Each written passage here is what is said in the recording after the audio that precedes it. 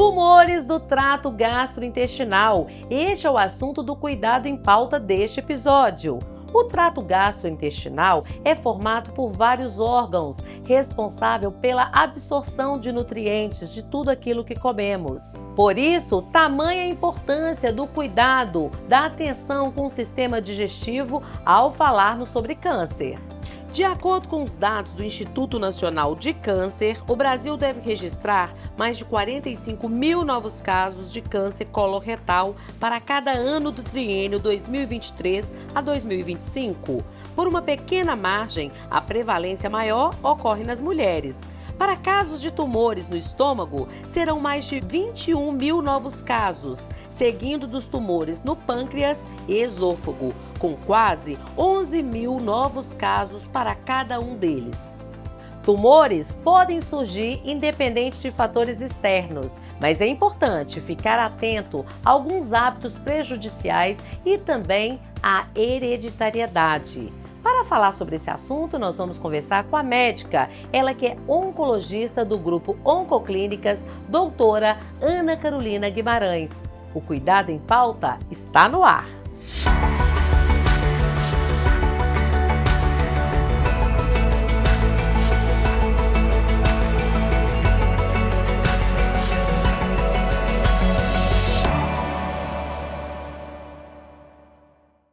Oi, doutora, tudo bem? Tudo bem, Patrícia? É um grande prazer estar aqui com você hoje. O prazer é todo nosso. Seja bem-vinda ao Cuidado em Pauta. Um assunto de tamanha importância, né, doutora? Eu quero começar que a senhora explicar aí para os nossos internautas, seguidores, o que são aí os tumores do trato gastrointestinais? Quais são esses tumores? Patrícia, os tumores são do tubo digestivo, né, que compreende o esôfago, estômago, intestino grosso, intestino delgado, tá? Além dos tumores de fígado, vesícula biliar e pâncreas. O pâncreas também. O pâncreas também. Pois então, uma dúvida muito comum. Às vezes quem está em casa nos assistindo pergunta, olha, pâncreas e fígado são os órgãos aí, o tipo de tumores mais perigosos. Isso é verdade, doutora? Olha, são tumores mais agressivos mesmo. Mas o que é importante hoje em dia é que tudo que é diagnosticado precocemente existe cura. Então, é fundamental a gente ficar de olho sempre aos sintomas, né, às queixas dos pacientes. Quais são esses sintomas? Quais são essas queixas? Geralmente as pessoas sentem o quê quando chegam lá na Oncoclínicas? Por exemplo, o tumor de pâncreas é um tumor que ele fica localizado bem lá atrás, na frente da nossa coluna. Então, ele está atrás dos outros órgãos lá no abdômen. Então, ele costuma ser um tumor silencioso e pode dar inicialmente uma dor em faixa no abdômen que vai irradiando para as costas. Ela vai, né, progredindo para as costas. Essa dor vai e volta.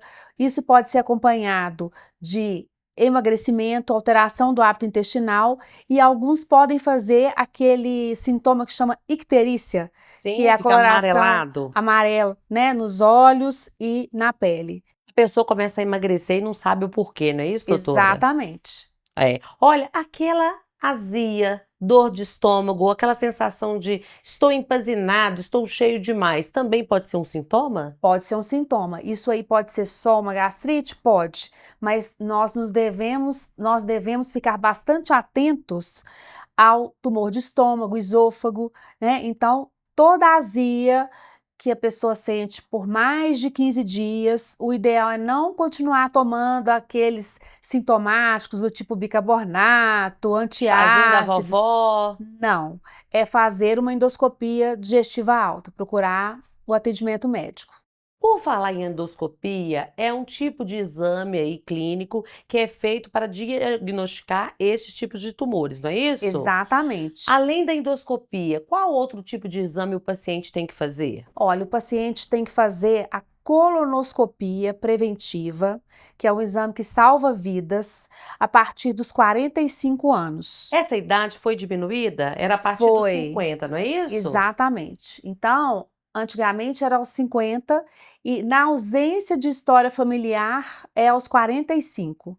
Mas, por exemplo, se o pai teve um tumor de intestino com 50, aí esse paciente vai fazer mais, esse filho vai fazer mais cedo. Como se fosse feito um rastreamento. Exatamente. Porque esse tumor, ele vem dos pólipos intestinais, que inicialmente eles são benignos e depois se transformam no câncer de intestino. Então, uma vez que esses pólipos são removidos, a pessoa não vai desenvolver nada no futuro. Os pólipos retirados trazem aí uma sensação de bem-estar também para o paciente, porque é silencioso, às vezes o paciente não está sentindo nada. Chega lá no consultório, faz esse exame de colonoscopia, descobre os pólipos, retira esses pólipos, ele já tem uma segurança aí de quanto tempo que ele tem que voltar a fazer novamente. Olha, se uma colonoscopia, que é feita a partir desses 45 anos, ela vier negativa para pólipos, esse exame vai ser repetido de 5 em 5 anos. Se vier com pólipos, vai ser feita a cada 2, 3 anos, dependendo do tipo do pólipo. Colonoscopia é um exame que ainda as pessoas têm muito preconceito, ou seja, não tem um conceito definido, tem vergonha, não conhece, não sabe como que é. É um exame muito difícil, o preparo para esse exame, doutora, é muito difícil? Não é tão difícil assim hoje em dia, o preparo melhorou muito. É tranquilo. É mais tranquilo. O paciente que vai fazer esse exame, 2 dias antes, ele já começa com uma dieta mais livre de resíduos, sem lactose, sem, né, leite, queijo, e aí uma dieta mais levinha, e na véspera do exame começa o uso dos laxativos. Cerca de 8 horas antes desse exame, já vai usando os laxativos para limpar o intestino para que o médico consiga enxergar e remover os pólipos na hora do exame. O paciente é sedado, então ele não acompanha, fica Não muito tranquilo. acompanha, só acorda depois que acabou o exame. É um exame normalmente rápido. Isso é a parte da prevenção. Mas e para aquele paciente que foi diagnosticado, descobriu que tem o câncer de intestino? Como que é feito o tratamento, doutora? É o seguinte, se esse tumor de intestino está localizado, vai ser feita uma cirurgia para retirada de parte do intestino e aí depois com o proctologista, tá? Ou cirurgião oncológico do aparelho digestivo e depois esse paciente é avaliado pelo oncologista. Dependendo do estágio e da profundidade da lesão nas paredes do intestino, a gente só observa, o paciente vai para acompanhamento e, dependendo do caso, faz uma quimioterapia preventiva. Existe a quimioterapia preventiva? Existe. Quando o tumor de intestino, ele passa, por exemplo, para os linfonodos, que é a drenagem linfática do intestino, a gente indica sempre a quimioterapia preventiva, para que o paciente atinja a cura, que é o que a gente quer, para evitar a recidiva. Radioterapia também é utilizada? Radioterapia é muito utilizado no câncer de reto.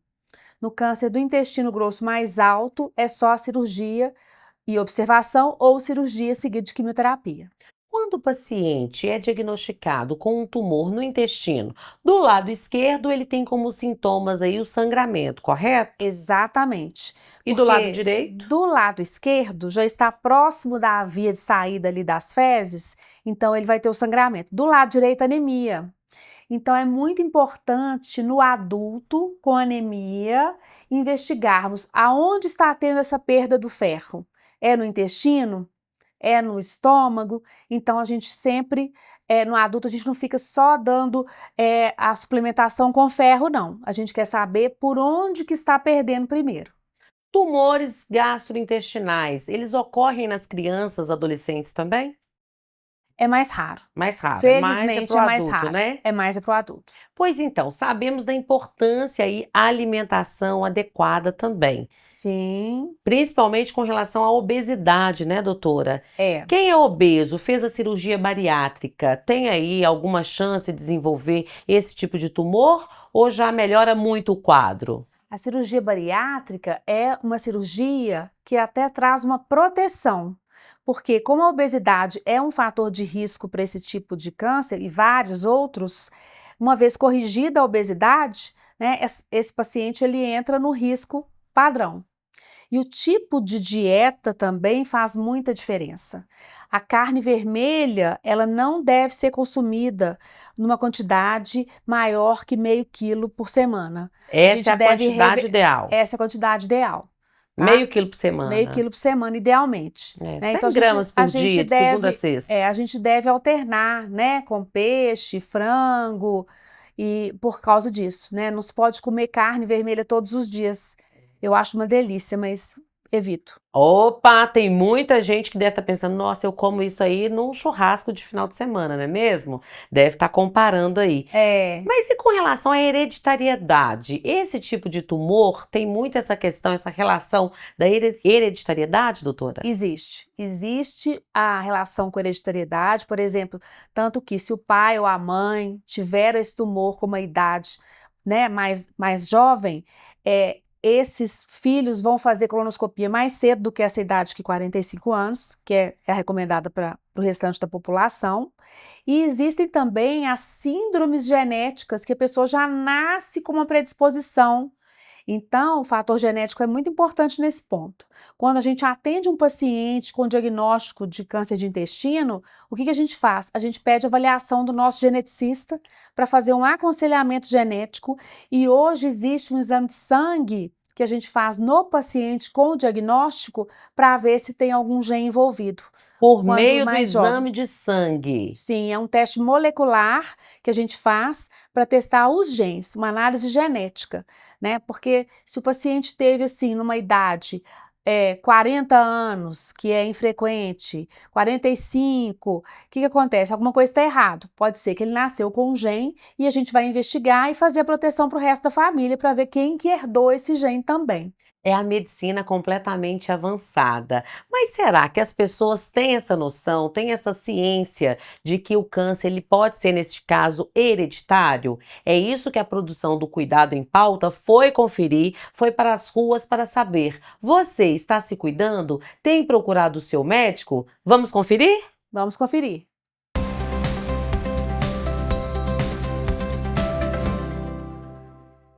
Sim, a gente acompanha, até porque na família há médicos, e aí esse histórico me parece de essencial importância para a gente prevenir, prever e se cuidar. Quando eu não trabalhava no serviço público, eu era mais relapso com a minha própria saúde. Agora, sendo obrigado, a gente acaba se dedicando e procurando médico, fazendo exames regulares, sobretudo com a idade chegando, é preciso tomar cuidado com alguns exames em especial, e a gente busca então, além de ter o incentivo da própria instituição na qual trabalhamos, fazer esses exames também por conta de se precaver contra problemas mais graves. É fundamental o diagnóstico precoce, porque o diagnóstico precoce evita que a doença se agrave, torna mais fácil o combate ou minorar esse problema e faz com que a gente, sobretudo, tenha a segurança de poder projetar as atividades sem uma interrupção imediata por algum inesperado. Então, o diagnóstico precoce, sem sombra de dúvidas, é algo essencial para a nossa saúde e para a nossa vida.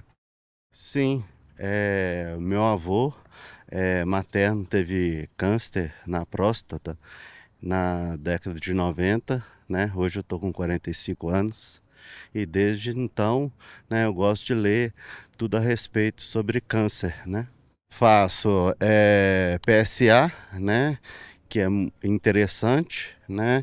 E sempre eu vou ao médico, né, e falo que eu tenho, né, na família esse quadro, e sempre eles fazem exame específico para isso. Procurar os médicos, né, especializados na área, eu acho que isso irá facilitar, né, pegar o quadro no início da doença. Então, eu acompanhei, na verdade, a minha bisavó, ela teve histórico de câncer, se eu não me engano, de mama, e minha avó acompanhava ela nas consultas, mas em relação a outras pessoas ou outra parte da família, eu nunca procurei saber. Quando eu era mais novo, eu fazia exames regulares, agora, por ter mudado de cidade, eu acabei diminuindo a frequência. Sim, isso daí de vez em quando eu acabo sendo negligente na hora de fazer essa detecção de sintomas no estágio inicial, mas quando eu percebo que é algo mais diferente, quando não é tão tradicional como gripe, por exemplo, aí eu já fico mais atento, acabo indo no hospital, apesar de não gostar tanto de ir em hospital.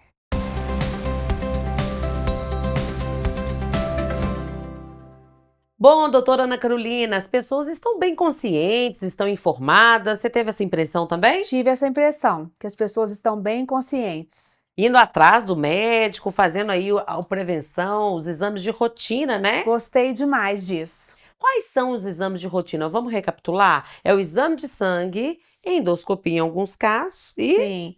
Aí de rotina a gente faz ultrassom abdominal, né? Porque às vezes aquela pessoa tem cálculo na vesícula, por exemplo, né? pode ter também, né? Isso, e esse cálculo na vesícula pode ir irritando a parede da vesícula e no decorrer do tempo pode inflamar, e isso é um fator de risco para câncer também. Então, uma vez que esse cálculo vai ficando ali muito tempo, isso não é bom, né? Então, a inflamação da parede da vesícula é um motivo para se remover a vesícula, por exemplo. Tumores do fígado. Muito se fala aí a questão que o fígado se regenera, doutora. Sim, Isso é uma verdade? É um mito ou é isso é verdade? verdade. Algumas Verdade. cirroses, hepatites medicamentosas, tudo isso pode ser tratado?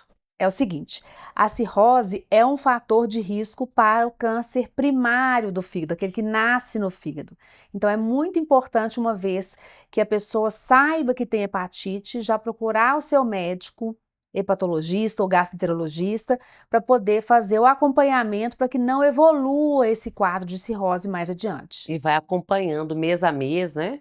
E vai acompanhando normalmente assim, semestralmente, né, ou trimestralmente, não precisa ser mês a mês, não. Não podemos falar sobre tumores gastrointestinais sem relacionar uma boa alimentação. A alimentação faz toda a diferença, não é mesmo? Olha, a alimentação é a chave de tudo. Existe um estudo norte-americano que mostra uma projeção de um aumento muito importante nos próximos anos, até 2050, do número de casos de câncer em decorrência da obesidade e maus hábitos alimentares. Então, o que a gente deve fazer? Controlar o peso, ter uma ingesta de verduras, legumes, frutas, fibras, o consumo de carne vermelha, como eu já falei, né, Moderado. moderado, e ter hábitos saudáveis, atividade física, porque a atividade física reduz a resistência periférica à insulina, o que é um fator protetor também. Hoje é um tripé, né, doutora? Nós podemos dizer que alimentação, atividade física e você está em dia aí com sua saúde mental também ajuda Exatamente, muito. ajuda muito. Para evitar aí qualquer tipo de tumor, não é mesmo? Exatamente. Então, mas será que as pessoas estão conscientes aí que os hábitos alimentares podem sim promover a saúde? Vamos voltar para as ruas? Vamos. A produção do Cuidado em Pauta foi novamente até as ruas. Vamos conferir?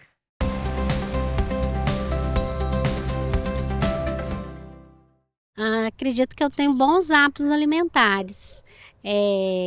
Eu gosto muito de ter uma alimentação mais natural, equilibrada, me alimento poucas vezes ao dia, então tenho um hábito alimentar, acho que assim, bem regrado e bem planejado também. Uma coisa que a gente tem que pensar quando falamos de alimentação saudável é comida de verdade. Então, minha médica fala isso, mas é algo que eu já penso desde sempre. Então, é comida que a gente faz em casa, eu acho. O arroz, o feijão, a refeição completa. E fora isso, a variedade de alimentos ali dentro da refeição também. Eu consumo tudo. Frutas, verduras bastante, né? Evito coisa muito processada, industrializada. Então, assim, tento ter essa alimentação variada, evitar aquilo que eu sei que faz mal e tá dando certo. Eu me alimento bem, procuro consumir os produtos orgânicos, né? Infelizmente são com valor bem alto, né? Com relação aos outros, mas eu sei que a alimentação é quase que, sei lá, uma boa parte para a gente ter uma vida saudável, né? Consumir bastante legumes, frutas, né? Cereais, evitar fritura, carboidrato simples, né? Esses adoçantes também, tudo que é artificial né, que a gente abre no pacotinho, a gente sabe que não é saudável. Então, é fazer a comida de verdade. Eu acho que isso é o mais importante. Todo dia, como uma salada, o arroz, o feijão, uma carne, o ovo, cereais. Que mais? Sim, eu tento fazer isso. Me alimento bem. Hoje, mais do que nunca, minha alimentação está melhor. Eu passei por um problema oncológico e isso me fez ficar mais atenta à minha alimentação. Uma alimentação saudável para mim é uma alimentação pobre em açúcar, pobre em carboidratos refinados, pobre em gordura. Não quer dizer que eu não coma isso, mas eu evito, eu dou preferência a coisas mais naturais, mais saudáveis. Eu como legumes, verduras, carnes, ovos e dou minhas escorregadas também de vez em quando, mas não é o principal. O principal é sacolão, açougue e ovos. Olha, no meu ponto de vista, né, eu acredito que seja evitar muita fritura, muito doce, nada que seja muito exagerado. Comer um pouco de tudo, porém, uma quantidade que eu me sinto satisfeita. Eu acredito que é bastante verduras, frutas, sim, como bastante salada, muitas verduras. Também, inclusive, coloquei agora na minha alimentação bastante semente, chia, linhaça, psyllium, porque eu tive um problema de pré-diabetes, então eu acabei tendo que reaprender a me alimentar de forma melhor.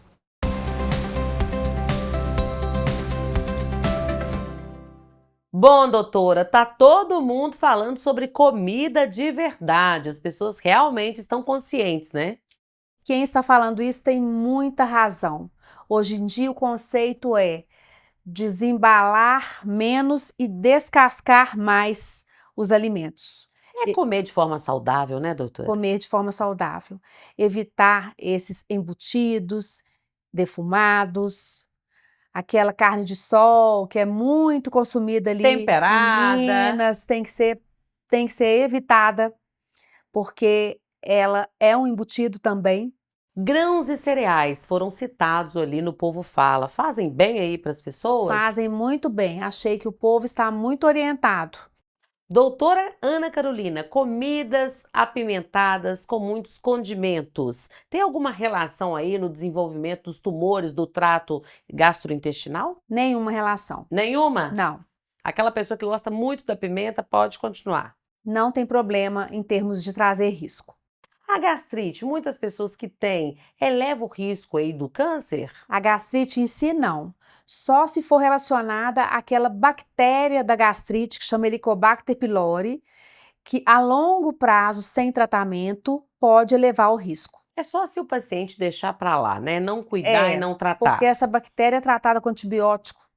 Então, é tratável, não tem problema. Falamos sobre alimentação, mas não falamos sobre as bebidas alcoólicas. As bebidas alcoólicas são muito prejudiciais? Em excesso, são muito prejudiciais. Elevam o risco para câncer de pâncreas, vesícula, intestino. Então, o álcool em excesso não faz bem. Do trato gastrointestinal, qual é o tipo de câncer aí mais perigoso que tem aí a menor taxa de cura? Normalmente, esses primários das vias biliares, apesar de que, como a gente sempre enfatiza, por quê? Porque eles são resistentes à quimioterapia. Mas, como a gente sempre enfatiza, se o diagnóstico for inicial e esse tumor for removido cirurgicamente, eles são passíveis de cura. A prevenção, na verdade, então, é aí um passo, a chave para a cura, o sucesso do tratamento, né? Quanto antes é o tumor descobrir... inicial. Exatamente. Diagnóstico precoce. Doutora Ana Carolina, a senhora gostaria de frisar aí alguma informação importante com relação aos tumores do trato gastrointestinal? Sim, diagnóstico precoce sempre, o que eleva as chances de cura, e a gente não pode negligenciar os sintomas. Por quê? Os sintomas de tumor podem ser os mesmos de uma doença benigna. Quando a gente tem uma diarreia infecciosa, essa diarreia passa em poucos dias. Mas se essa diarreia vai permanecendo por mais de 15, 20 dias, alguma coisa está errada. Tem que ser E investigado. tem que ser investigado. E às vezes, uma alteração do hábito intestinal pode significar que a vesícula não está funcionando bem ou que o pâncreas não está funcionando bem, que pode ter algum problema ali. Então, a gente deve dar importância a esses sintomas quando de duração aumentada. Os seguidores, os internautas, têm muitas dúvidas com relação à questão da diarreia. Tomar remédio para segurar ou não, doutor? É mito ou verdade? O que tem que ser feito? Quando a diarreia é por infecção, ou seja, uma intoxicação alimentar, a gente não pode segurar. A Tem que gente deixar. tem que deixar sair. Só hidratar com Só água. hidratar. Entendi. Porque tem gente que toma o remédio e aí piora, né? Aí piora. Mais alguma informação relevante, importante para os nossos seguidores, doutora? Hábitos de vida Saudáveis? é importante. Não negligenciar sintomas. Tem paciente, às vezes, que perde muito peso e fica satisfeito, porque a vida Acha inteira tentou uma dieta e não conseguiu, mas agora não faz nada diferente, perde muito peso de uma vez. Isso é um sinal de alerta e aí a pessoa deve procurar atendimento médico para isso. Por mais silencioso que seja aí o tumor, o corpo de alguma forma dá sinais. De alguma forma, o corpo nos dá sinais, sempre. Então vamos ficar atentos, né, gente? E ficar também aqui consciente, acompanhando o Cuidado em Pauta. Eu quero agradecer muito a doutora Ana Carolina Guimarães, ela que é médica oncologista do Grupo Oncoclínicas. Doutora, muito obrigada. Patrícia, foi um grande prazer estar com você. O prazer é todo nosso, gente. Olha, volte sempre, viu? Muito obrigada, voltarei sim. E para você que está aí nos acompanhando, escolha a sua plataforma digital favorita, compartilhe os conteúdos do Cuidado em Pauta, mande, compartilhe, encaminhe aí no seu WhatsApp também, porque tá um sucesso, viu, doutora? O Grupo Oncoclínicas, estamos aí entrando pelos celulares, pelos televisores também das pessoas, e informação de qualidade é muito importante. Eu, Patrícia Joe, vou ficando por aqui com toda a produção do Cuidado em Pauta, te aguardando até o próximo mês. Até mais! Até!